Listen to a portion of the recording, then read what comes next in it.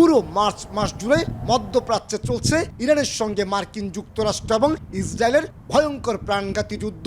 এর মধ্যে বন্ধ হয়ে গেছে গুরুত্বপূর্ণ আন্তর্জাতিক নৌরুট, হরমুজ প্রণালী সহ আশপাশের অঞ্চল দিয়ে পণ্যবাহী জাহাজ চলাচল। পণ্য এবং জ্বালানিবাহী কয়েক হাজার জাহাজ আটকা পড়ায় এই মুহূর্তে বিশ্ব অর্থনীতি অনেকটা উত্তাল।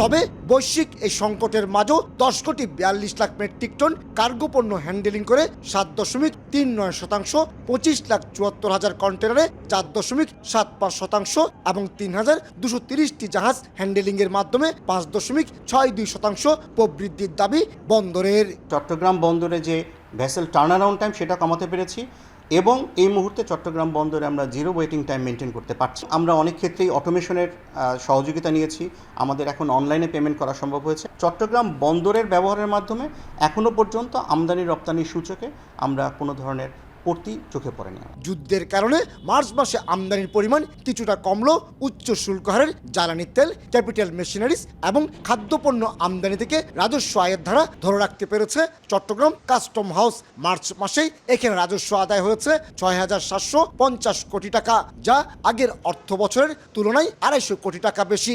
আর গত 9 মাসে লক্ষ্যমাত্রা অর্জন না হলো 58,432 কোটি টাকা রাজস্ব আদায় হয়েছে। বৈশ্বিক সংকট থাকা সত্ত্বেও রাজস্ব আহরণে চট্টগ্রাম কাস্টম হাউস নিবিড়ভাবে কাজ করে যাচ্ছে।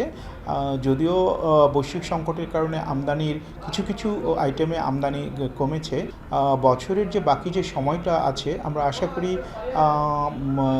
জুনে আমাদের অনেক বেশি রাজস্ব আসবে। এক্ষেত্রে হয়তো আমরা লক্ষ্যমাত্রা অর্জন করতে সক্ষম হব।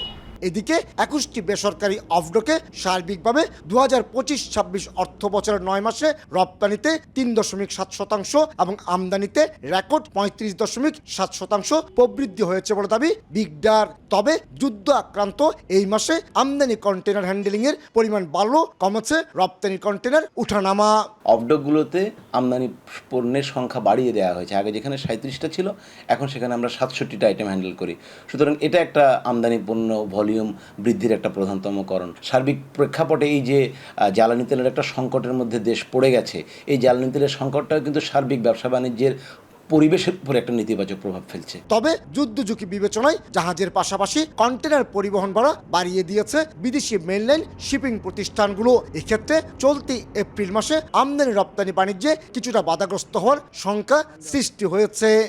দেশের আমদানি রপ্তানি বাণিজ্যের 93% সম্পন্ন হয় চট্টগ্রাম বন্দর দিয়ে। আর তাই এই বন্দরের কন্টেনার এবং কার্গো উঠানামার পাশাপাশি জাহাজ আসার উপর নির্ভর করে দেশের সামগ্রিক অর্থনীতির চিত্র। কমল দে, সময় সংবাদ, চট্টগ্রাম।